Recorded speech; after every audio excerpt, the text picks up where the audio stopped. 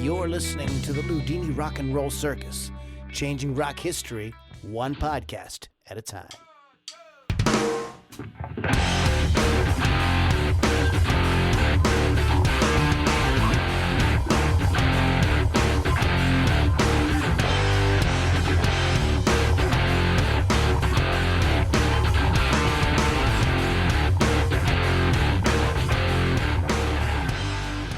Moms and dads and boys and girls and children of all ages, you have arrived. Yes, you have. Especially if you have arrived at the Loudini Rock and Roll Circus today, because today is All Hallows Eve. Actually, this is All Saints Day or All Souls Day. Which one is it? I thought it was Tuesday. I believe it's Souls. It's All Souls Day. Oh, boy. Okay, so that All Hallows Eve was actually last night, but we had forgotten when we scheduled this that we have on, as a part of our team here at the Loudini Rock and Roll Circus, like the queen of the undead.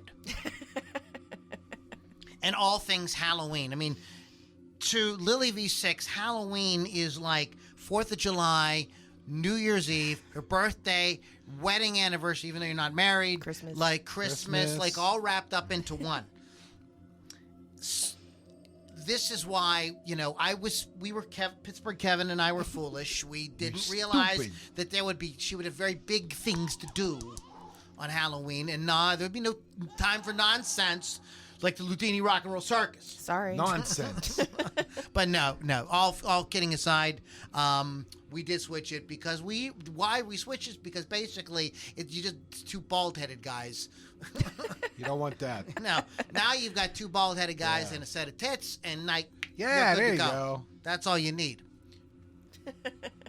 Anyways, it is the Loudini Rock and Roll Circus. As I was saying, LoudiniRockandRollCircus.com is our wonderful website. Go there often because we're always updating and adding cool things. Things like our YouTube archive with all my back interviews and all sort of things like that. We may be doing some interviews again in the future, but I'll keep you guys up on that.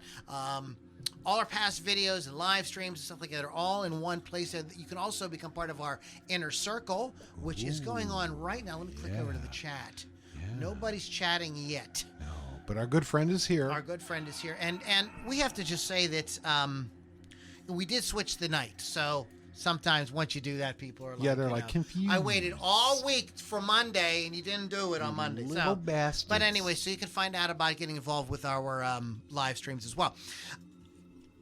Wolf's Customs. Wolf'sCustoms.online. Check them out. Why? Because they do amazing guitar refinishing. There it is right on the card. He would not put it on his card if he did not do it. Guitar refinishing. I mean, this is beyond refinishing, though. I mean, this is taking your instrument and really making it into a work of art. Just beautiful work that he does. He sent us a switch plate. Switch plate. Yes. And it's installed. It's installed, and it's back there. I think you could see it. If Kevin moves his head just a slightly bit. There you are. It's back there. It's back there. Yep. Yeah, everybody wants some. It is the Van Frankenstrat color pattern. Mm-hmm. So it's very, very cool. So anyway, they do an amazing job, custom artwork on your musical instrument. Check them out, wolfscustoms.online, or just find them on their social media stuff. And last but not least, rockrageradio.com. Download the free app where you can listen to great, and I do mean great, music-related programming 24/7, 365, and all that jazz. All the things. All that jazz. All the things. Wow, that's All so that funny stuff. that you said that. All that jazz. So I don't like this. How about this? Is that better? Is that... Yeah, I'm looking really fat tonight. So. No. No. Well, I turned all the lights on, thinking, we are filming, so if you have more light, like the video's going to look better. But I just made me look fatter and all the bags under my eyes. So thank you guys for listening. I have to go home now and cry. No, don't cry. And you are home in your studio.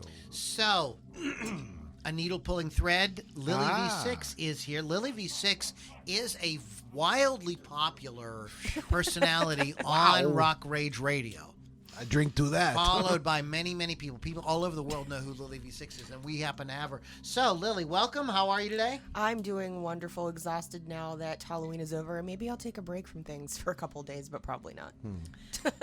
Can you disclose any of your Halloween Of course. fun? I good. started my Halloween celebration starting the beginning of October, but from starting Wednesday, I got a new tattoo, which is a black kitty cat on the back of my neck. Thursday, I went to a 50s murder mystery dinner at the Lamont. I'm waiting for some sound effect. Friday, I went to see the play Miserable Creatures, which is a play about Frankenstein. Oh. Saturday, I dressed in the 1920s fashion to go to the Mousetrap and watch Dying Breed play. There you go. Oh, somebody was asking me. I was texting somebody, and they were like, "Are you at the Mousetrap?" And I'm like, "No." And now I know why. There was something going on there, and I wasn't there. Sunday, I did something non-Halloweenish and went to the guitar exhibit at the Science Center, which was super cool. Nice. Jesus. Oh, God. And I also carved my very first pumpkin. Wait, are you serious? I'm serious. I've Your never very done it first? before. My very first ever. Oh, get out of here. I've done it. I've never done it several until times, but I Sunday. haven't done it in many, many years. Yeah. I Me think I either. did a good job. I carved a little ghost out of the pumpkin. There you go. There And he then is. yesterday, I sacrificed 20 virgins. 20 this time. Yes, I caught 20. Nice. Got 20. It's Got a new 20. record. Nice job. Well, I'm very proud of you, Lily V6. Thank you. Yeah. So, congratulations on the virgins. I will stay young forever. There's Speaking plenty of of blood. virgins, we have Pittsburgh Kevin here. What's up, Pittsburgh Kevin? Yeah, you missed me. I said. Hey, everybody. What did you do on Halloween? You know damn well what I did on But I Halloween. know, but these nice folks out here. Don't you be podcasting- over there playing stupid with me. Oh, no, you didn't. Oh, yes, you did. So I got a text from a good friend of mine saying, I'm about to put the thing in. Wow. I never, you know what? When I say it out loud, It sounds bad. maybe I should have reconsidered. What I said was, I'm about to start the thing. Okay. That's also I like questionable. mine better. I'm about to put the thing in. You want to come over and watch? Snoop me, I said yes. And here it turned out just to be the movie, The Thing.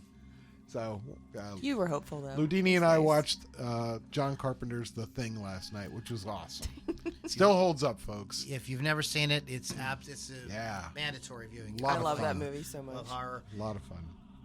It's a no women in that movie. He-Man Women Haters Club. No women in that movie except for Yeah. the voice of the computer, which he was Right. playing chess, and then he puts a stop to that quickly.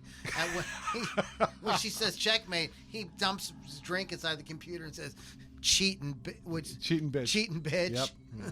And that's the end of the any the end of female any female- influence Yeah, in exactly. the entire film. I have seen that movie so many times, and yet I jump on the same part every single time. Which I part watch is it? Petri dish part. Oh yeah. that We always jumped. Gets me. It's funny because we knew it was coming. I jumped. I don't know Every if I single would've. time. Same with Jaws. There's one part that makes me jump every single time, and I know I've seen it 100 times, Yep. and I know it's coming, but I Boom. still jump every Yeah. time. It's one of my absolute all-time favorite movies, not just favorite horror movies, but it's one of my all-time favorite movies. So yes, but that is not after Mr. Pittsburgh left.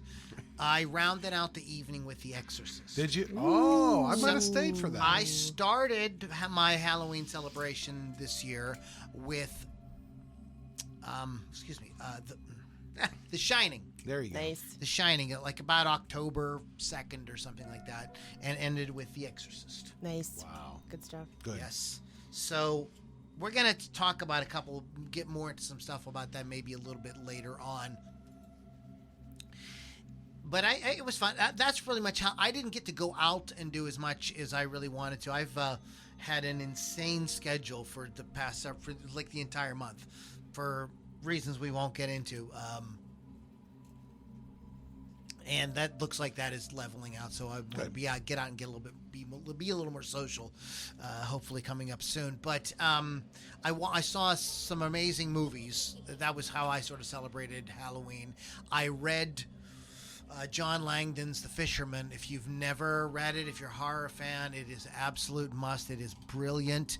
It came out in 2016 and immediately has been on people's like top 10 greatest horror novels lists for ever since it came out. It's very, very good. If you never read it, read it.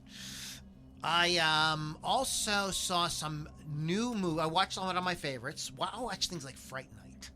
I love that movie. Fun. Oh, The I original. need to see that again. Yeah, I love that movie. Like very much. I watched some really yes. fun. I tried to watch some. I watched Cat's Eye. I talked about that. I watched some total smell-o-vision, Needful Things. Just what a terrible movie.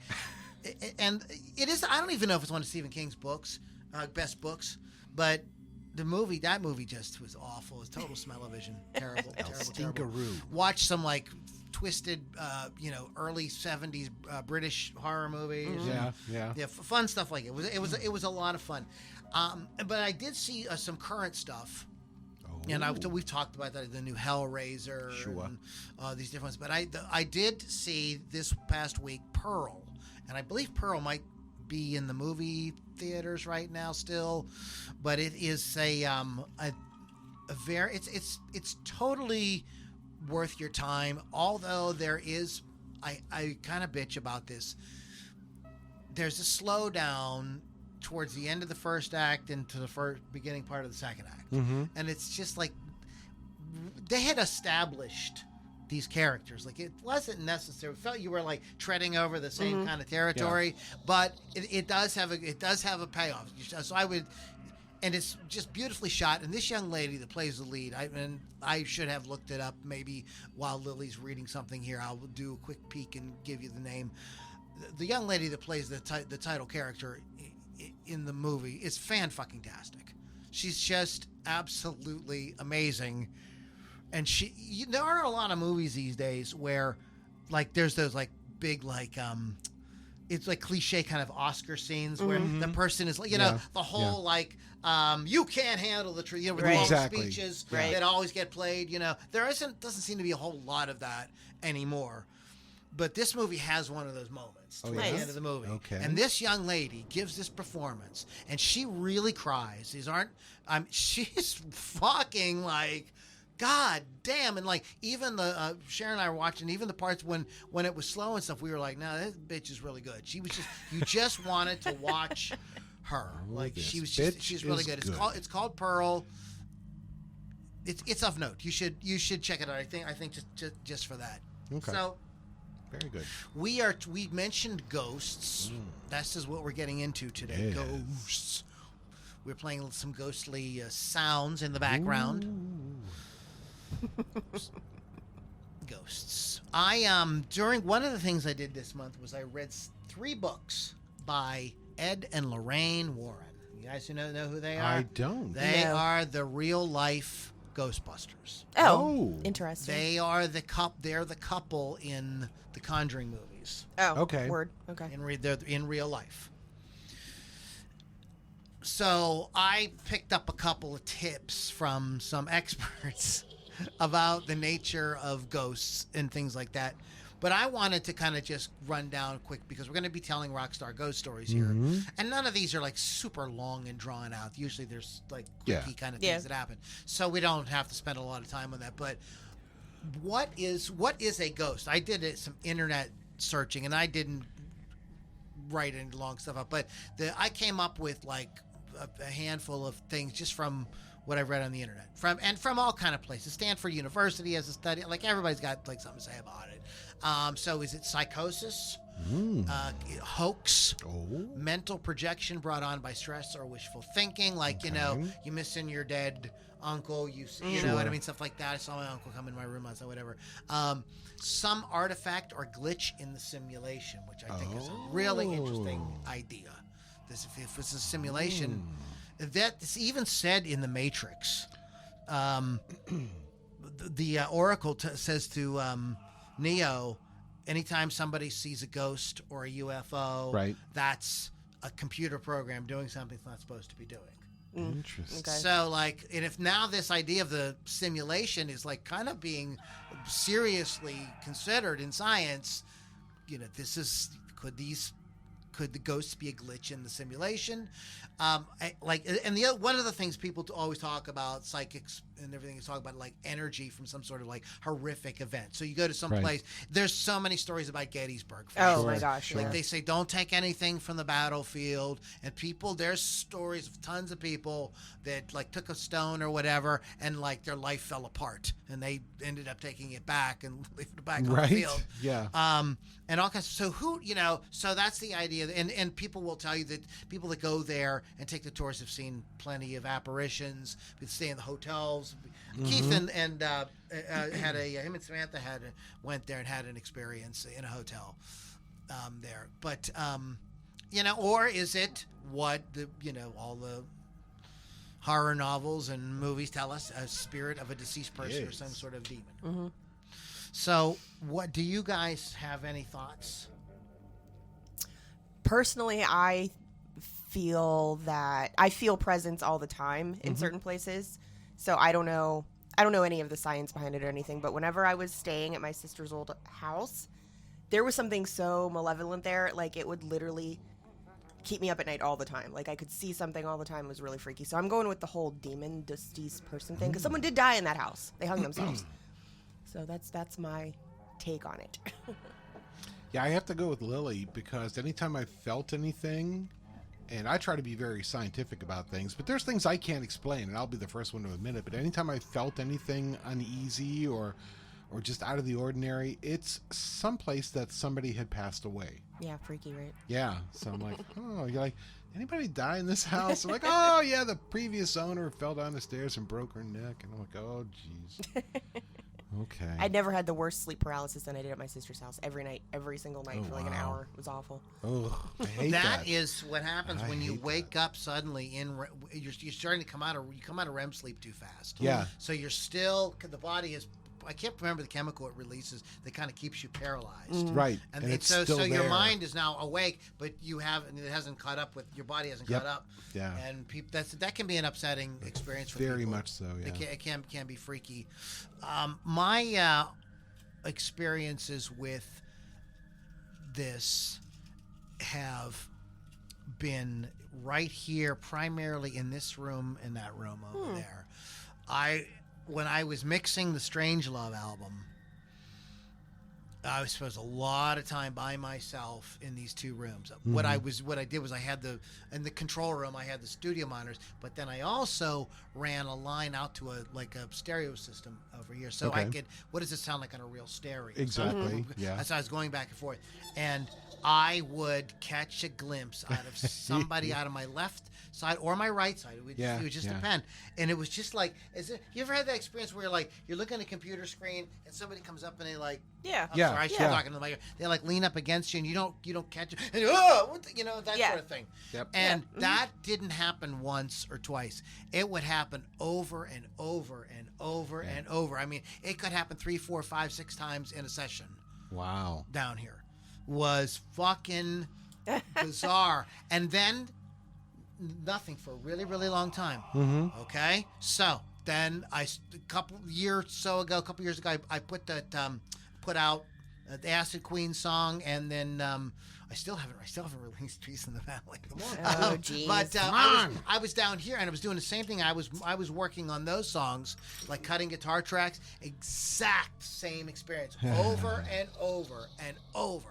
My sister, who's a psychic, says that's my grandfather as a musician. He's excited that I'm doing music. He's just making sure you're doing it right. He's it's like drawing him because he was so into music. Exactly. The other thing is the guy that owned this house, Tony Amorous. He was a musician. I was just going to say There it that. is. Yeah. And him and my grandfather played in a band together. So it could be both of them. It could be both.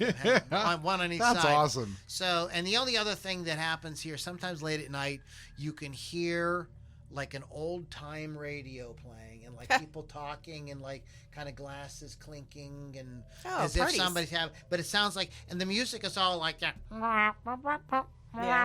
Legit, yeah. It's nothing. It's not it sounds like something would come out of one of those, one of those Right, kind of radios. right. I'm making a hand gesture that you can't see on a podcast. Good Old job. timey, Good job. something you see on the Waltons Yeah. or that sort Yeah. of thing. Yeah, very, very bizarre. This is an old house. The stone in the front here by the basement says the basement was poured in 1899. Nice. Yeah. But the house could be a lot older. Yeah. They could have used, most houses at that time had like a dirt basement. So. Well, don't you know, Loudini? You've always been the homeowner here.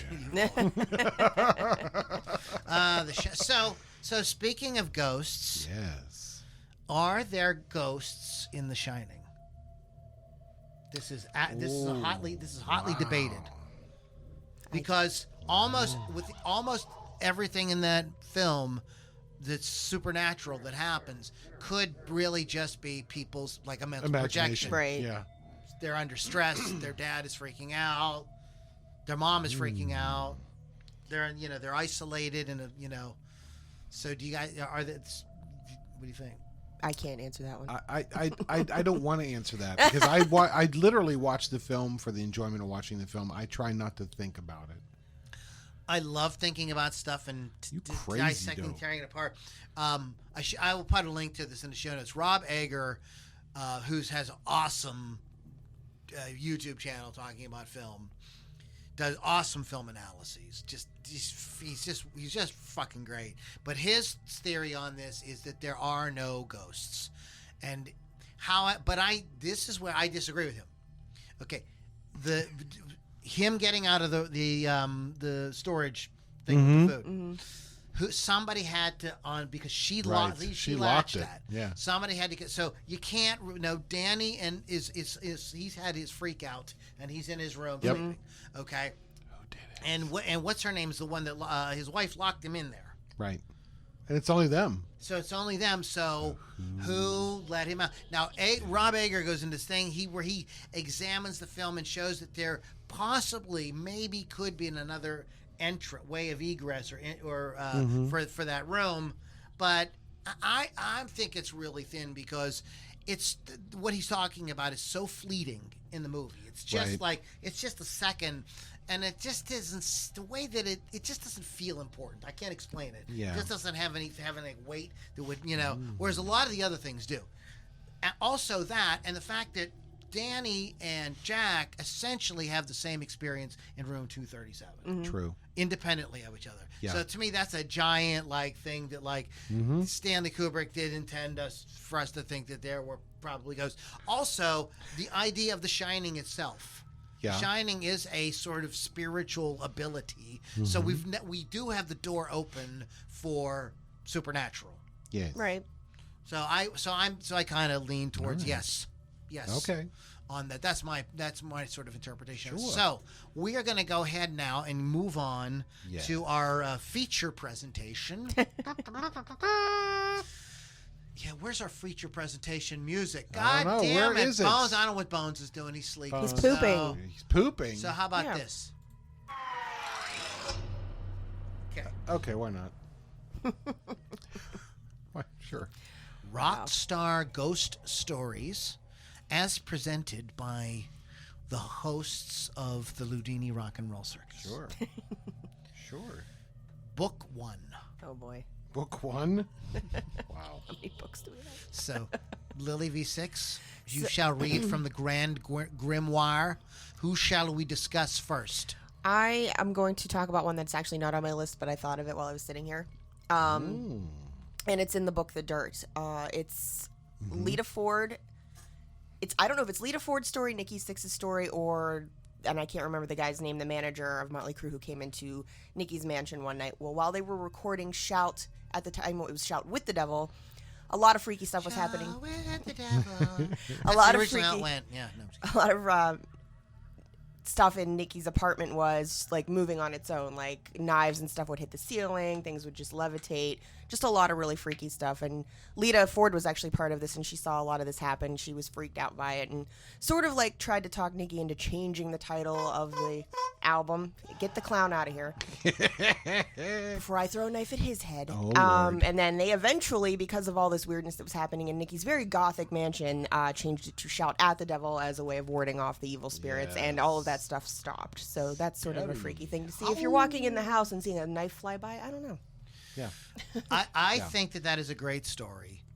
And if I wrote that song, I would tell that story. I think it's complete bullshit. What? This is something that they put out there No. to promote the music and their image and everything. Absolutely, totally smacks of that. But Lita Ford wouldn't say that. Yeah. Lita Ford is happy to go along to get along. She's like, nah. She's like that? let's just say she was a real party girl and was tight with most of those guys. So she was doing Nikki. So, she's going to... She's got her hair down. Right, wouldn't you, if it was a ex-boyfriend he had some good times with, and he had a good feeling about, and he was you'd be like, yeah, sure, I'll go along with that. Why not? It's cool. I would never do anything to go along with an ex-boyfriend. Not if it was somebody you still, admired and thought was cool. That's funny that you think that to sing. So, I could see her kind of go, I just don't, it just smacks of that. Maybe it's totally true, but... It just, and I have no reason, and I'm not trying to call anybody a liar. What I'm trying to call them is, it's like what I call marketing. The Kiss syndrome. Opportunities. Yeah, that's like Kiss did stuff like that. They floated different things. Oh, they crazy. That was the whole blood in the ink for the comic book, right? All that stuff. To add to that was true. Well, that was true, but it was a That was a gimmick to add to the mystique. Right. What do you got, Mr. Pittsburgh? Well, hello, Lou. I am Count Kevula. Here we go. Count Kevula. Count Kevula today. My daughter. Anyway. So mine involves Count Alice Cooper, our good friend Alice Cooper. So back in 1983, Alice Cooper and Aerosmith's Joe Perry got together to write some new music. All right. So according to Cooper, he and Perry both they just got out of rehab, and decided to work together for music on a new film. And his manager, set him up with a home in upstate New York. So they go up to the house, and Cooper recalls that, while I'm putting my clothes away, I leave the room and come back, and the closet door is closed. He goes, the drawer I was packing into is now closed. He goes, I don't remember closing that. The house was so full of whatever what the hell? Was he talking English here, or am I just not reading it? All right. The house was so full of whatever that on the second night we were there, we're sitting there eating dinner, and it sounds like somebody is moving furniture in the basement. It's making such noise. I'm not even trying to be subtle. Later on, they found that particular house was the house that the Amity Horror had been written about. He had booked him into the Amity Horror House. That's awesome. Amityville Horror House. Amityville, not to be confused with the Amityville Whore House. Oh. There would have been some shenanigans there too, but this a little bit. Best little whorehouse in Amityville. Oh, that's nice. But that's Alice Cooper and Joe Perry hanging out at the Amityville Horror House. Charlie, kids, don't forget your 3D glasses. It was on Netflix for a really long time. It was It was an interview, basically surrounding the one son. Mm-hmm. And they were trying to get at, were there supernatural events happening or not? Yeah. Or was it a hoax? Or what was it? Blah blah blah blah blah. And it's one of those. It's kind of like. To me, it had the Al Capone's vault kind of thing. It didn't really answer anything. It was a bunch of blah blah blah blah blah, and and it didn't matter. There were people that walked away from the documentary saying, "Yep, see, I knew it," and there were other people who walked away saying it was obviously fake. I could tell just the way it was, and I always thought it was fake. So if you thought one way about it, or you thought the other way, that's the kind of thing would change your mind or anything like that. It was very whatever. Okay, yeah, I felt like I really wanted that time back that I got that I spent watching that thing, because it was just big nothing. It was like Al Capone's vault. Yeah. I fucking stayed up and watched that goddamn thing. And if I ever see Geraldo Rivera, there has to be people that come up to him and go dude, Al Capone's vault, really? Really? He probably regrets that every day. I don't think he does. I think he probably laughs I got y'all. I got the ratings. Yeah, he made a lot of money. Suckers. Yeah, but they even mentioned that on the movie Titanic, which I think is hysterical. Cherry Rivers. He never went by. He gets really pissed off. He never actually went by Jerry Rivers. Do you have something about Jim Morrison? I want to tell stuff that you guys don't have. No, I go don't ahead. have Jim Morrison. Jim Morrison has had a long-standing fascination with shamanism and the spirit world. He even wrote the poem "The Ghost Song." So him making a comeback to probably scare off his former bandmates is something Jim would do. The man clearly liked to have fun. The Doors' Ray Manzarek said in one interview, "I have a reoccurring dream. Jim has just returned from France, where he died in 71, and has accomplished what he went there for in the first place, to rest, get clean, change his rock star lifestyle. We talk about where he's been and what he's been doing. I ask him if he's been working on any new material, and just before he answers, I wake up. When I first told Robbie about it, he said, yeah, me too. He had the same dream." Was there a weird naked Indian in it? Yes. The thing is, if we believe Ray, we have to believe 100% certain Jim's really dead, because according to some crazy conspiracy theories, he faked his death. The other story that's really interesting, there's tons of stories. There's a photograph that was taken in front of his grave, and in the background you see a hazy outline of what appears to be like him. It's a photo of him like leaning up against something with his arm out. And they found the negative, and it's on the negative and everything. It's not, it was not Photoshop, nothing like that. Some weird shit. There's tons of weird shit about him. Then there is, of course, the story that went into the song, where he talks about being a child on a family vacation, and they came across the automobile accident where there was Native American person who was killed, and he felt that he was visited, was in communication with his spirit, and he saw the ghost. I don't know. I mean, like, I'm not gonna call the guy a liar. He seems to have been like, I mean, his, lyrically, and their music is pretty fucking trippy, if you ask me. Sometimes I feel like I'm in a seance, when they're singing "Riders on the Storm" and all that stuff. I mean, it's like, it's pretty out there. So I don't. Again, could this be stuff that? I mean, the song is great. Jim Morrison was fucking great, and it could just be like something that like they said, and they knew it was cool, and people would like latch on to it, and it added to their mystique, and or not. Right. It's like, do you guys remember, Kevin? I'm sure we remember. Sure. Do you remember the 1980s television show with? Yes. BJ and the Bear. No. Wow. No. Jack Palance. Ripley's. Believe it or Believe not. it or not. I remember his daughter Holly was also on that show. That's exactly how he did it. That's yeah. exactly how he sounded. It was crazy. It was very creepy. But that's all I can say. This is Loudini's Believe It or Not. What do you got? Sherry Curie. Never ask the spirits in, because they will come, warned Sherry Curie in her episode of Celebrity Ghost Stories. The singer and trailblazing frontwoman of the legendary punk outfit The Runaways explains how she comes to regret a preteen obsession with a Ouija board that sent her into fits of rage when anyone tried to take it away. I wanted to reach out to the other side, but... So she was like Reagan in The Exorcist. Yes. I wanted to reach out to the other side, but wish I hadn't. She remembers once while asking the board about boys and future kisses that it moved on its own. "Oh, you're pretty," spelled the board, claiming to be a man. Curie claims to have spent hours sitting alone in her room communicating with the board, feeling herself transition from happy young girl to someone dark and brooding with a dangerous obsession. Curie attributes her rage-filled and abusive behavior toward her family to being consumed by whatever spirits came out of the board. Wow. Scary. Wow. I never took her for that kind of thing, exactly. But it does sort of explain her, behavior as a... No, I'm just kidding. She was possessed. That's the whole time she was possessed. She was a teenager.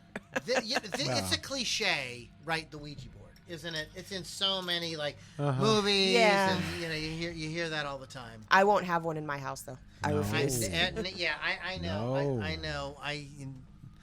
No. I just can't. I feel like it's bad juju. Mm-hmm. Exactly. Ed and Lorraine Warren talk about this in their books, that doing exactly what Sherry Curie was doing, it can cause wreak a lot of havoc in your life. And unfortunately, a lot of people that get involved with that, it never goes away.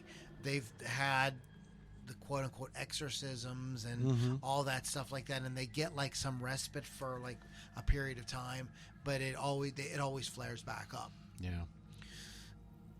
I don't know though. I'm not here to judge. I mean, I have a hard time. It just sounds. Here's the question: If they didn't make like movies and books and stuff about it, would we be so scandalized by the idea that it could be real? You understand what I'm saying? Are you think the media is affecting it? Are one of the reasons why we just assume that it can't be real is because there's like so much fiction about it? Could be. So we go like, oh my God, there's just no way of that stuff on television. That's in movies. That can't be real. But if like it wasn't so. It wasn't the subject of those fiction writers and movies and things like that. Would there be the ability? Would we have a different attitude where maybe we would be like either just accepting it or trying to like learn about it scientifically? It seems to me like it's like kind of what came first, the chicken or the egg? Right. Yes. Interesting. Yeah. One of the Ed Warren says in one of the books that he thinks it would be better if people just accepted the supernatural just as a fact of life and like just leave it at that. Yeah, just it's just that would never happen though. It's just something that it's unexplainable and it just happens and just let it go and just accept it. It's interesting. Who's next? What's next? I will be next. That's you. I will be next. So you know, Lou. Hey, Lou. You know me. You know me. Well, it's not uncommon for a few guests to be around for recording sessions, but Black Sabbath had a surprise visitor during the recording of Surprise, surprise, surprise. It was not Jim Neighbors. Are you sure? It was Frank Carter. Pile. Oh my God. Anyway. Jim Neighbors. The ghost of Jim Neighbors showed up in a Black Sabbath. Well, you know. That would be something. He wanted to sing. That's what he sounded like, too.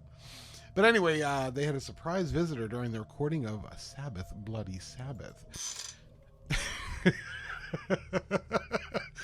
Was that the visitor walking in the room? Is that what it was? Yeah. Speaking from the reunion CD liner notes, Tommy Iommi, for those of you at home, recalled their sessions at Clearwell Castle in Wales, explaining that the band spotted a special visitor one night. He says, "We rehearsed in the armory there, and one night I was walking down the corridor with Ozzy. We saw this figure in a black cloak. I said, 'Who's that?' And Ozzy says, as Ozzy would, 'I don't know.' We followed the figure back to the armory, and there was absolutely no one there. Whoever it was had disappeared into thin air," Iommi recalled. Wow. Iommi says the people who owned the castle there were well aware about the ghost, which was a surprise to the band. They did have some fun with their encounter. We spent the rest of the time trying to frighten each other by rigging up all these devices. In the end, when we were all petrified, and we had to drive home every night rather than stay there. That kind of defeated the object of it all. But apparently somebody came to see them record. And it was not Bones Magoo. Oh, scary. Most people who see apparitions, statistically, when they describe what they see, they don't look ethereal or ghostly. They just look like another person. Yep. And then that person does something like disappears into a wall or something like that, and they know that, okay, I was just... and I have some stories that will curl your nose hair. Your butt hair. Yeah, about that. Some, not me personally, but in my family. Oh, sure. There's some like really creepy stories. But everybody says the same thing about the apparitions that they saw, that they just looked like people. Like they couldn't, they wouldn't, and until they realized these people were either completely out of place or Right. they vanished or something like that. Yes, They looked just like people. In fact, that's kind of what made it creepier. Right. Was the fact that they just looked like people who were standing there. And this is what reason why in The Shining, going back to that, Stanley Kubrick made the ghosts look just like real Exactly. Right. Yeah. people. Yeah. Yeah, that's Yeah, there's many stories in my family where a relative is basically on their deathbed, and they'll ask the people in the room, "Who's that standing over there?" Yeah. That's been repeated so many times in my family's history. Oh, it's Count Kevula. Oh, If I hear you howling later, I'm gonna start hitting the broom on the floor. it's just me, Lily. Count, I'm so close. Oh, Count Kevula. Count Kevula. This is like Count Kevlar. Count Kevlar. Nothing sticks to me. No, that's Teflon. Oh boy. Teflon Kev. Kevlar. All the characters. Oh, they're all in there. They're all right up there. Y'all got problems. You know that?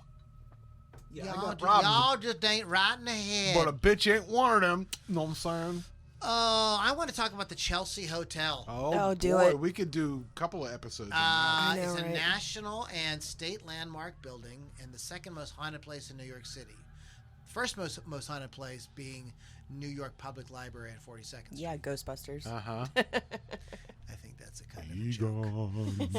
Gone. For 15 years that I was a regular transient, from 1995 to 2010, the Chelsea Hotel closed its doors. I never encountered any ghosts, perhaps because the spectral spirits thought I was benign and not receptive to their message. I did stay in room number 124 for 5 nights and 6 days, a room that was reported to be haunted. When I came back one afternoon, the water faucet was on, but I attributed to the cause of just being some bad plumbing. I continue to have a sublime day. It was when I saw Christopher Moltisanti, a.k.a. actor Michael Imperioli. Imperioli. when I was cable channel surfing, came across the beguiling program Celebrity Ghost Stories, and I was struck by the actor's complete terror. 14 years after he had fled the Chelsea Hotel, Imperioli remained terrified. I learned from the excellent reporting from the blog Living with Legends, the Chelsea Hotel blog, that Imperioli had encountered Mary, the Titanic survivor and well-known ghost on the 5th floor. According to reports from several mediums and paranormal sleuths, the Chelsea Hotel housed survivors from the 1912 sinking of the Titanic. I did not know that. Neither did I. Mary was one of the survivors. She had lost her husband when he sank with the Titanic. I guess there wasn't enough room on the fucking raft. The door. The gigantic The door. giant door. It could fit like 12 people. Mary became distraught, depressed, and was never able to adjust to her life after the Titanic. She hung herself in a room on the 5th floor. Mary is most often found at the west end of the building, where the archway is in that hallway, where the original large apartment's entryway would have been. Mary is checking herself in the mirror. She was referred to as a vain ghost. Oh, you gotta look good. One thing to remember, Mary does not like to be bothered by the living, so if you do see her, do not expect any welcoming words or gestures. Mary perceives the living as an annoyance. Little wonder that she gave Michael a sign that he was not wanted in her ghostly space. That sounds dirty. So where are you from? So Originally. a lot of rock stars stayed there and Yeah. lived there for periods of time. There was died one floor that there. was called the heroin floor. Yes. And they all have stories. And there is a story. Is anybody here going to talk about Sid Vicious? No. Because there's a story about Sid and Nancy and all that happens there at the Chelsea. It is a creepy thing. Yes. The Chelsea Hotel. Yeah, lot of rock stars have stories about The Chelsea. strange goings on there at the Chelsea. I believe that it has been closed for Renovation, yeah. or something Oh, like let's that. stir some shit up. Yeah, they'll make it all modern, and then it'll be even worse. Good answer. So Lady Gaga probably lives in the attic and sucking everybody's blood. Awesome. Sucking everyone's blood. Ooh. American Horror He Story. liked that. Oh, okay. Yeah. I got a little confused. Yeah, that was there. based on the Chelsea Hotel and the Hotel of Horrors from the Chicago World's Fair when H.H. Holmes was around. Yeah, that. Yeah, good stuff. Let's do maybe one more. Okay. Okay, I have one for Ace Frehley. Oh. Founding Kiss. Back in the New York groove. Yes. I'm back. Let's do this. Back in the New York groove. Sorry. Founding Kiss Guitars, Ace Frehley recounts 2 different occasions when both his wife and daughter were violently pushed down the steps of their home by what he claims to have been a ghost. I always had a sense that there was some type of connection with me and the other side, Frehley explained. Oh, I'm scared. Not long after Frehley purchased a large family home in Westchester, New York, he noticed things being moved around from place to place. Once he discovered, yes, his daughter at the foot of the staircase, Frehley attributed whether presence he'd noticed in the home before must have been an evil spirit. His marriage fell apart and his daughter moved out. But once he moved back to the property with his new wife, she immediately picked up on the eeriness without ever knowing about the spirit on the staircase. She too claims to have been pushed down those same steps. A psychic told Frehley that his house had previously been inhabited by an abusive mother who murdered her children in the home. Lovely. That's just lovely. Nice. Well, these things happen. She needed the blood of the virgins to stay young forever. Why do people not understand They that? don't get that, Lils. That needed killing. You brush it on your face at night. Oh, really? It rubs the lotion on. Yeah, sort of like that. It brushes this blood on its face. You have one more Or else it gets the house again. I got one more.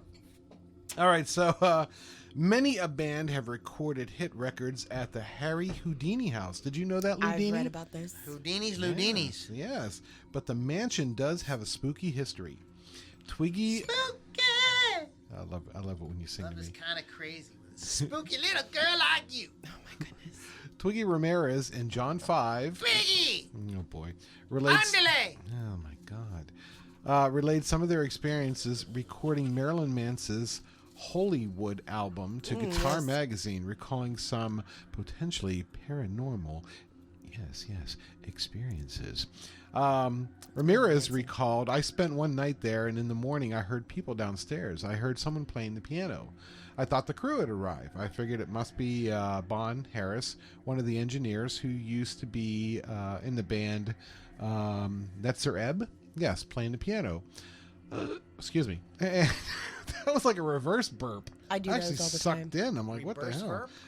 It's paranormal. Yes. It's paranormal, I tell Pair you. of normals. Anyway, Ramirez continues, I got up and there was no one down there. 10 minutes later, Bond showed up and I asked him if he had been playing the piano. He said, what are you talking about? I just got here.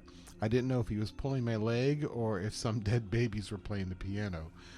So John Five, talking about the same place, says, one time our co-producer Dave Sardi was in the kitchen and he was walking back into the living room.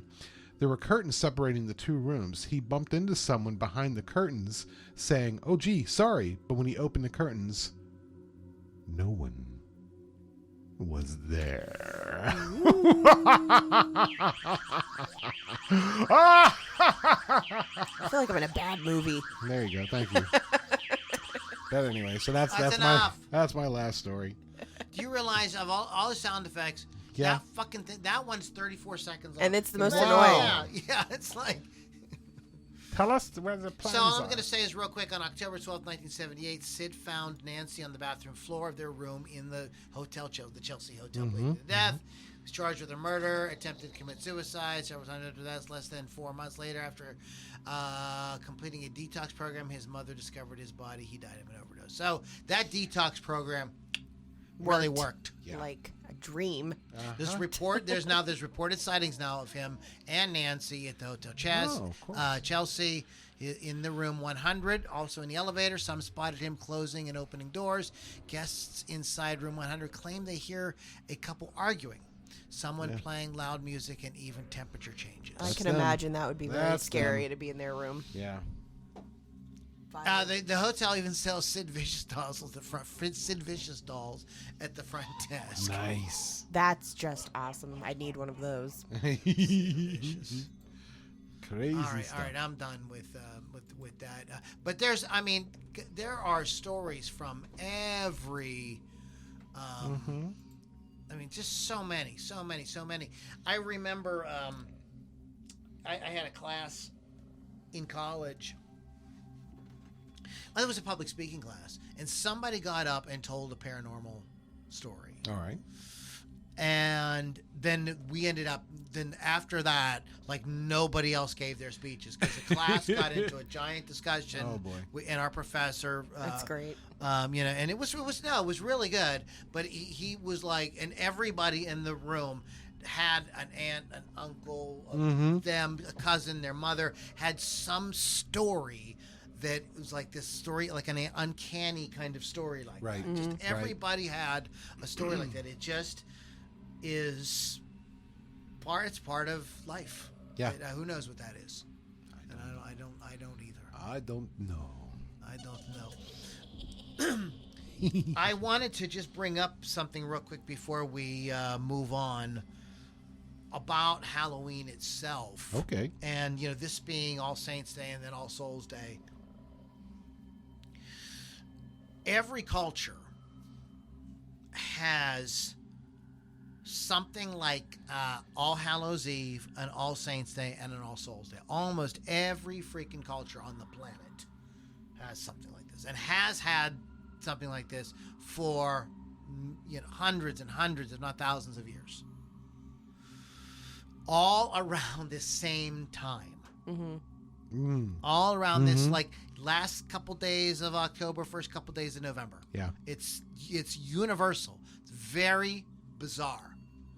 It's just it's uncanny. Okay, it's one of those kind of strange. Yeah. So there is a video called "The Origins of Halloween" from the video channel called After School, which is a really good video channel you should subscribe to. They always have thought-provoking content. Just kind of like nothing like super political or anything like that. It's just kind of stuff that makes you go like, that's interesting. all right, I never really thought about okay. it that way. Kind of stuff. It's all presented in a really fun way, and the videos are usually shortish, but this one's a little bit longer. And Randall Carlson gets into the origins of Halloween. Let me real quick. Randall Carlson is a researcher, lecturer. I can't remember exactly what his actual degree is in, but he does a lot of work on the Ice Age and the Younger Dryas and things of that nature. How long have human beings actually been in North America? And he has a lot of alternative ideas. Very interesting. And so if you like guys like Graham Hancock, you'll like Randall Carlson. He's been on Joe Rogan several times as well. But he has done a lot of research into this because, as it turns out, again, another thing that every culture has in common is this idea of some sort of global catastrophe where there was a lot of flooding. Oh, yeah. Okay, all the stories go back about 11,000, 10,500, something like that. And many of them suggest that the flood started around this time of the year. Oh, interesting. Okay. It's very like things that make you go, What could the connection be? Go check out Randall Carlson's video because there's no way I could do it justice. But you can go check it out. It's just thought-provoking if you want to kind of like open up your minds a little bit and see something. Something nice. See something very nice. So, cool. All right. All right, then. Have Halloween, everybody. And then we have some good podcasts coming up for you in November as well. So now let's get into Lily. You want to talk about a band that you think the boys and girls at home should check out? Yes, I would like to do that. It's called Monster Truck. I love Monster Truck. Okay, well, they have a new album out called Warriors. They're a Canadian rock band from Ontario. In Ontario. Spill Magazine's Jared Harris quoted about the new release that without reinventing the wheel, the truck has delivered a collection of crunching riffs, ripping lead lines, and a rock and roll energy nostalgic for decades long gone. Their new album was called Warriors, released in September of this year. It was produced by Grammy and Juno award-winning producer Eric Ratz from Big Wreck. And the 2 singles that are out right now, Golden Woman and Fuzz Mountain, are so much fun. Golden Woman is like my favorite of the 2, and there are 10 tracks. It's a full album of fun, so I recommend it. Before we didn't know we weren't allowed to play songs. Yes. We did play Monster Truck. Oh, did we? Oh, yeah. Oh, yeah. Okay. Yeah. That band kicks fucking ass. I mean, like, They're super fun. They got my vote all day long. Mr. Pittsburgh. So, as you know, I get a lot of my stuff from the TikTok, and I'm going to talk about a guy who's on the TikTok. You can find him. If you don't tick, you ain't gonna talk now. Exactly. Are you ticking or you talking, boy? Both. Okay. Both of them. And you can find him on TikTok under Pete's Diary. Now, Pete's diarrhea. Pete, what? Pete's diarrhea. Pizzeria? No, not Diarrhea? pizzeria. No. Here comes Pete's diarrhea. Oh, Lord. I'm so sorry, Pete. Pete's Diary. Pete and repeat. Oh, my God. Pete was sitting on a bench. Lord Jesus, why? The guy's full name is Peter Dankelshon. Peter. Why? Peter. Why do I even try? I'm sorry, dude. My Kevin goes to all the trouble of coming I up with know. something. And Actually, I'm just and making every a mockery.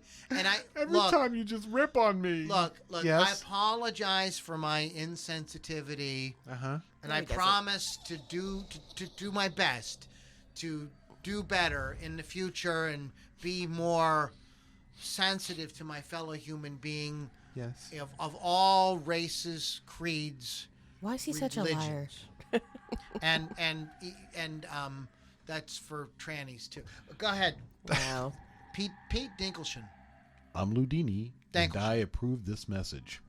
Anyway, Pete Dankelshon. Now, Pete was born in 2000. He's a youngster. Pete was... He is. He's from Libertyville, Illinois. He was born with severe birth defects, including severe facial deformities. And if you see Pete, you'll see that he actually has like a hearing implant in his head. Interesting. Now, I started watching him on the TikTok a couple months back. Dude, are you sure he's not a Borg? I Do you can. have a picture? I don't know. I No. think I know this guy. Yeah, Not I'm know sure him, but you I think do. I've heard of him. Yeah. He plays in S. he a Well, it's Borg? not going to mean anything to you, Lily, if I say he plays in SG. So, but anyway. I know. But that's a I've been watching guitar. this guy on TikTok. He plays in SG, he plays Les Paul, but the kid can freaking rock. And as of lately, he has his own band. They're gigging. A lot of their videos are on the TikTok. And if you get a chance, please check out Pete's Diary on TikTok. Good. Word. Yes. You Word made- up. Mr. Pittsburgh, you made it good. You get a star on your forehead. Aww. Thanks, buddy. Yes. A whole star. That's Pete. Yes, I know exactly who it Yeah, is. Okay. Pete's awesome. Pete and repeat. What? That was a show. It's Pete and Pete. Pete and Pete, Pete and on Pete, Nick yeah. not Nick at Night. It Not was just on Nick. Nickelodeon. Nickelodeon. Yeah, that's the song too. I want to get slimed. Blind Guardian. Oh, is this your Sounds band? so nice. It makes me happy. German power metal band formed in 1984 in Krefeld, West Germany. Yeah. Yes, that's right, Lou. Very good. You pronounce that's very good. Very nice. Now, continue. They are often credited as one of the seminal and most influential bands in the power metal and speed metal subgenres. 9 musicians have been a part of the band's lineup in its history, which has now consisted of singer Hans Kirsch, Yeah. guitarist Andre Olbrich, Sure. and Marcus Sapin, Yeah. drummer Frederick Hemke, Friedrich. and he was in since 2005, and Johann von Stratum. Oh, yeah. That's a rock and roll sounding name. Right. Yeah. Blind Guardian is part of a German heavy metal scene that emerged in the mid-1980s. The band was formed in 1984 as Lucifer's Heritage. I love it. So, anyways, these guys, that's Blind Guardian. There you go. Tons of lineup changes, and they have a very rich and varied history. They have a new single out, Life Beyond the Spheres. Oh. You should check it out. I will do that You should check it out. It's because I already love it's them. an interesting presentation. Cool. The singer does not look like a singer who would Be in a German metal band. yeah, being like this voice is coming out, and he looks like a Wall Street investor. Oh, really? Yeah. Oh, that's cool. I thought you were gonna say like he looked like Donnie Iris. Or He's something. he's singing into a cell phone the whole time. All right. So that's mine, and it's just cool videos of. Real quick, check out. There's a great YouTube channel, Rock and Roll True Stories. Ooh. And it's all rock and roll true stories. And this came out last year around this time, but this is of note. They gave a little kind of like we did, ghost stories, talking about Sid Vicious, Johnny Cash, and Jim Morrison. Not the ones we just discussed, some other ones. So you can check that out. So now it is before we do this day in what the Beatles did. Yeah. We are going to do top 40 weekly. Okay. Our new segment, everybody. Well, it's about 3 weeks old now. New-ish. Newish. So, do we have to pick a year? Yeah, we're gonna pick a year. Okay. I'm just I'm looking at this. It just happened.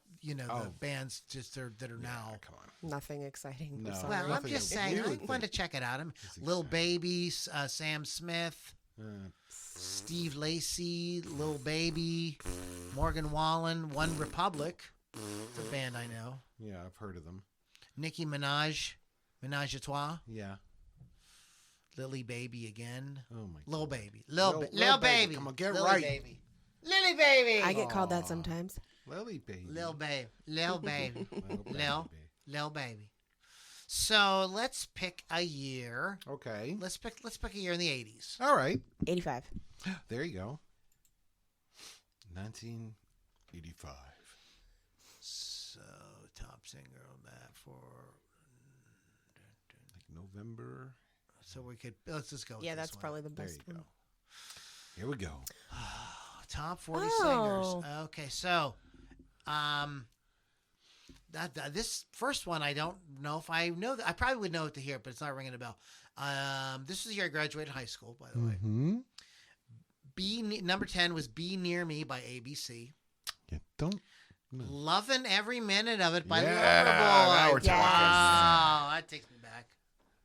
We built we built this city by Starship. You Belong to the City by Glenn. I could hear Casey Kasem. Now the band at number Where are you 10 at? is. You on drugs? We just seven. had Number 7. They didn't build this city, Yeah, but but they he belong must to do the it. city. You could hear. I can hear Casey Kasem doing it right now. Oh, you missed. You did miss You one. missed- you You missed missed- number 8. 9 and Oh yeah, 9 and 8. Yeah, Fortress Round. I did Love It Every Minute. Oh, you did? Yeah, I did all this. I can't see that far. I'm old. Take on Me. I love that song. And video. Head Over Heels by Tears for Fears. I love that song. Yes. Saving All My Love for You by the girl herself, Whitney Houston. Whitney- The Miami Vice theme Was Wow. by Jan Hammer. Jan Hammers, that's right, yeah. And Part-Time Lover by Stevie Wonder was the number one song on the pop charts. Well, ain't that some shit? Those were like, wow. Ain't that some shit? Good shit. Bringing back some memories there, Lou. Mr. was on the charts at this Uh-huh, time. More, Don Henley, Sunset Grill was on the. Corey Hart, remember him? Yep. Yep. Climax. Oh, My God. I'm sorry. This brings back memories. Dress You Up by Madonna. This was the Oh, first week wow. it like popped up on the charts at number 41. The Way You Do the Things You Do by Daryl Hall and John Oates. Okay, was it sure, just sure. kind of crept on this particular week too. Eddie Murphy. Yeah, Eddie Murphy had a song out. Okay, so what was new? Small Town by John Mellencamp, brand new. Wow, brand new. I like that song. Tonight She Comes by The Cars. Yes. Walk of Life by Dire. These are all Dire huge Straits. songs. Wow. Burning Heart by Survivor. Uh-huh. Sun City, Artists Against You. Wow, Wow. yes. Freedom by the Pointer Sisters and Count Me Out by New Edition. That's the one I remember the least, but it's Yeah. kind of like some of these on the top here are kind of big songs. They all popped this week on in 1985. Yeah. Well, ain't that some shit? Ain't that some shit? Ain't that some shit? Sung to the tune of Isn't She Lovely? Uh-huh. Ain't that some shit? I like it. Okay, so we already talked about Blind Guardian. Sure. We already did this. We can Yes. get rid of that. Yes. We can get out of this thing. Okay. And there is one last thing. One we know last you thing. all wait with bated breath. What did they do? What the fuck could they have done? Wow, look at all these Something. comments we're getting today. Wow. Yeah. We have one from Hal, Boo Trick or Treat, and one from Chris Thunderwolf. Looks good there. Yeah, it does look good. Thanks. Thanks for sending that, Chris. Yeah. It was awesome. Thank you, buddy. Everybody's tired from Halloween. Oh, that's what it is. Oh, I don't know what's Wow. going on there. Wow. Wow. There it is already. Mm-hmm. Oh boy. It's already begun. All right. So November 1st, this day in music. 1955, the Famous Flames. Oh, as R&B opposed group, to the Famous Flames, led by none other than Mr.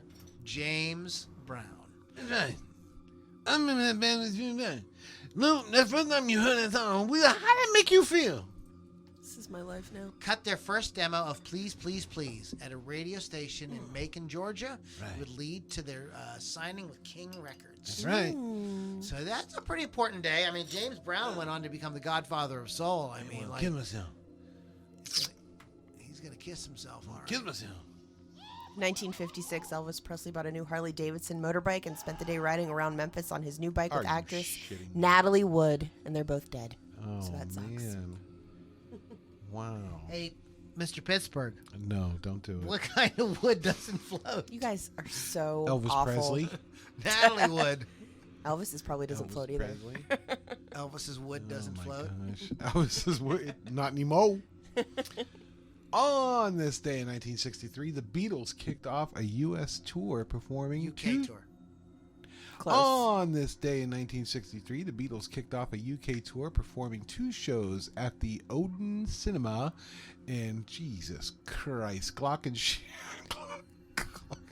someplace. Gloucestershire. Right. I know, that is a mouthful. My Gloucestershire. Who taught those people how to spell over there? Who taught him how to talk fucking English? Gee. It's Gloucestershire. Great Come on, person. guys. Yeah. It's Gloucestershire. Worcestershire sauce. It's like Worcestershire. Exactly, right? They're It's like going to Sheets. sheets is. How many sheets is? Oh my God.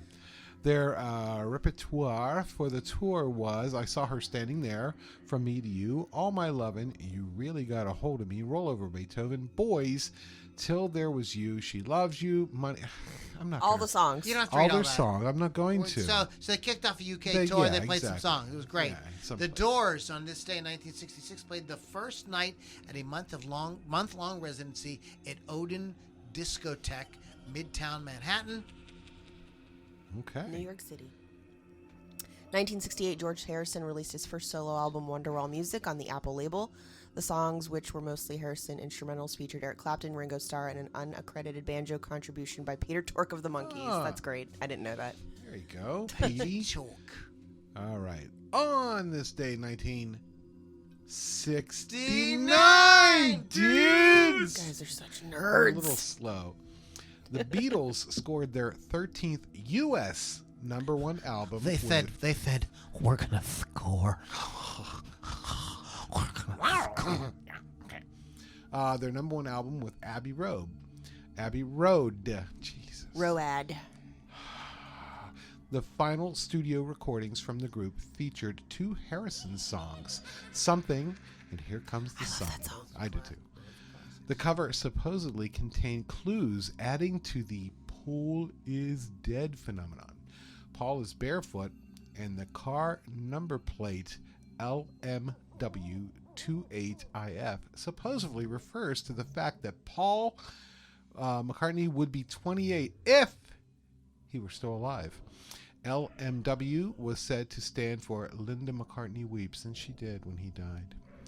And the 4 why he cheated on Beatles represent the priest, John, dressed in white, the Undertaker, Ringo, black suit, the corpse, Paul, who's barefoot, and the grave digger, George, in jeans and a denim shirt. Wow, I never. All really- the denim. There's denim, all the there's a whole thing about that. If that's the case, then he joined the 27 Club. white, right? Yep. Again, in this day in 69, dudes. That was mid. Elvis Presley went to number 1 I love that song. on the U.S. singles charts with Suspicious Minds. Classic. Go ahead, Joni. Great. 1970, Matthew's Southern Comfort were at number 1 on the UK singles chart with their version of the Joni Mitchell song Woodstock, the group's only UK number 1 hit.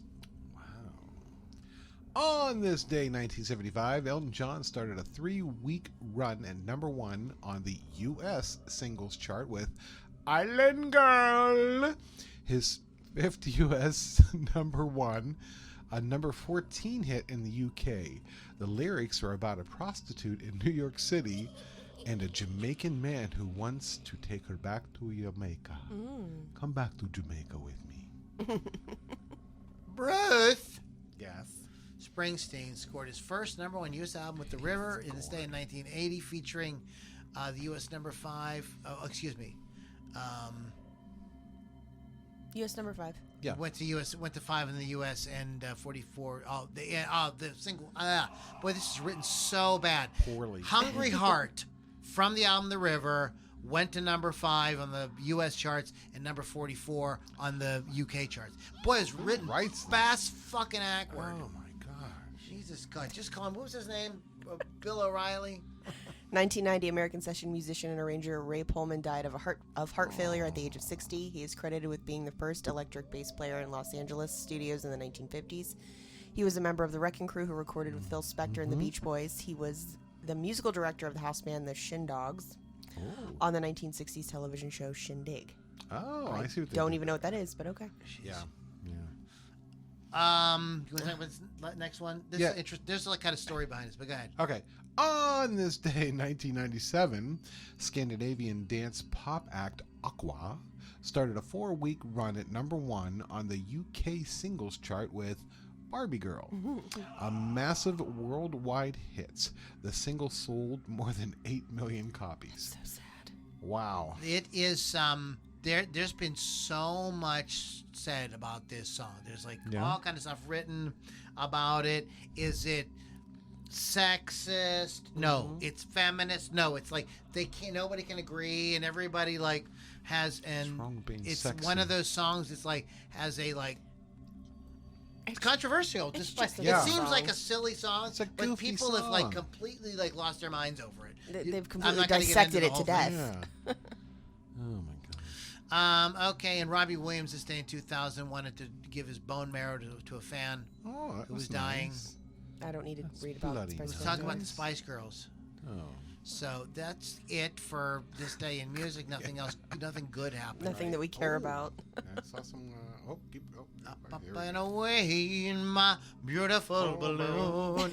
Andre Williams, American R&B musician, born this day in 1936. Most famous songs include the hits "Jailbait," "Greasy Chicken," and "Cadillac my. Jack." What the fuck kind of guy is this? R&B. Holy shit! Jailbait, "Greasy Chicken," Yikes. and "Cadillac Jack." That's like, let's make a sentence out of that. Oh. Cadillac Jack ate some greasy chicken with his jailbait. There you go. Oh, That's boy. beautiful. You're a lyricologist. Barry Sadler, singer, Uh-huh. songwriter, author of Sergeant Barry Sadler, served in the Vietnam War. Did he do something in music? Mm-hmm. I'm not seeing what he's doing, but he was born in this. I don't know who he is. He did the Ballad of the The Green Green Berets. Berets. Oh, Yes, okay, that's okay. what that's what all It that was leads really to. getting, yeah. That's see, They don't need to write all let's that. just like Yeah, simplify. come on. Mike Burney of Wizard, born this day in Nice. 1944. Yes, Rick yes. Gretsch, British multi-instrumentalist Rick Gretsch, who worked with Family, Blind Faith, Yes. Traffic, Ginger Baker's Air Force. Happy birthday. Happy Kiss my birthday, ass. you son Bob, of a bitch. Bob Weston, born this day in 1947. British musician Bob Weston. Brief role as guitarist and songwriter with Fleetwood. That's right. Son of a Fleetwood bitch. For about 5 There he years. is. I saw Jim that name. Steinman. Yeah. The man. The Man, American composer, lyricist, record producer Jim Steinman. His work includes Meatloaf's Bad Out of Hell, Bad Out of Hell 2, Back to Hell, and producing albums for Bonnie Tyler. His most successful chart singles are Tyler's Total Eclipse of the Heart and Air Supply's Making Love Out of Nothing at All. Died from kidney failure He's a freaking genius. Yes. just a couple of years ago. Wow. David Foster, Canadian musician, producer, composer, arranger, worked with Bee Gees, tons of people. Was born this day in 1949. Happy birthday, David. Dan Peake from Oh. America, and he went on to be a left music and went on to become a minister. Roland Bell. Ronald. Ronald Reagan Bell. Yeah, sorry about that, Ronald. Ronald Reagan was in Kool and the Gang. Yeah, happy birthday, was Ronald like Bell 1,000 people in from the Kool and the Gang. There was a whole gang. They were like, look, there's too many people in this band, so it's just Kool, and you guys be the gang. Chris Morris from Paper Lace. Billy, don't be a hero. And the night Chicago died. Wow. Lyle Lovett. There he is. Yeah, go Lyle. Love Lyle. Love me some Lyle. Love it. Eddie McDonald from The Alarm. I love The Alarm. There you go. Happy birthday, y'all, all y'all mags. From Yeah. Aha. Aha! Anthony Kiedis Hey, from the there Red you Chili go. Hot Peppers. Rick Allen. Dudes. Drummer from Def Leppard. Mary Hansen. Darren Partington. I don't know who that is. Do we know these people? Sorry, I don't know. You see, we're getting into people that are too, Too Yeah, new. we don't know who these Yeah. people are. It's just Come on. on. Come on. Sorry, guys. Yeah, we know That was this my for head. you. That's okay. Yeah. So what are we? We're Xers, right? We're Gen Xers. Ish. Yes. Yeah. Yes. And we you're are. a millennial. Technically, yes. I'm an early millennial. Really? Yes. 1980 is when millennials started.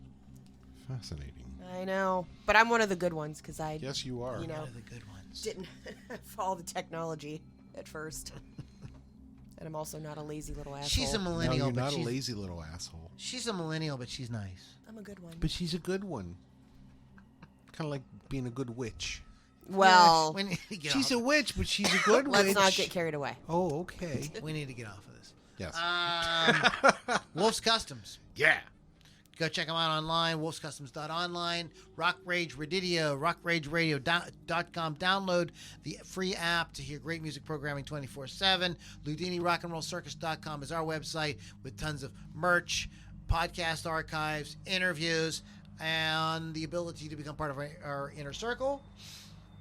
Check it out, LoudiniRockandRollCircus.com. Lily. I have a whole show on Rock Rage Radio called Hot Licks with Lily 6 Thursdays. Who you kidding, girl? You are the whole show. That's right. 6 p.m. on Thursdays Yes. till 8 p.m. Eastern Time. Interviews, new music, and classic stuff that you will love. My. Tune in. Free. Lord help me, rockrageradio.com. Jesus. All the things. I've No waited. nudity. What? Damn it. It's not video. Tits on the radio. I might be nude when I record it. Well, there you go. So Use it your could be imagination. nudity, you just won't know about it. right. Use your imagination. Yes. Mr. Pittsburgh, any parting thoughts? There will be nudity with me. I'm happy to report, everybody. All right. Next week we kick off the month of November. This is the month that includes the holiday we have in America called Thanksgiving. Oh. Which Thanksgiving. has a lot to do with the beginnings of our country, My which I second favorite love. holiday. So in a weird, offhanded Yeah. way of acknowledging Thanksgiving, we're going to start the month off with the Mount Rushmore of rock. All right. So here's how it's going to work. We're each going to come in with our Mount Rushmore. Okay. 4 bands Yeah. and 4 artists. Okay. Okay. Uh-huh. And so we'll go through, and what I'm predicting is the 3 of us will have some similarities, and maybe if we can find 4 similarities, that will be the Loudini Rock and Roll Circus official Okay. Mount Rushmore. That Sounds may good. not happen that way, but that's what we're gonna do. Feel free to join in on what your Mount Rushmore Yeah. of rock might be. Okay. All right, guys. Have a spooky rest of the day. Thank you guys so much for hanging out, and we will catch you all on the next Loudini Rock and Roll Circus.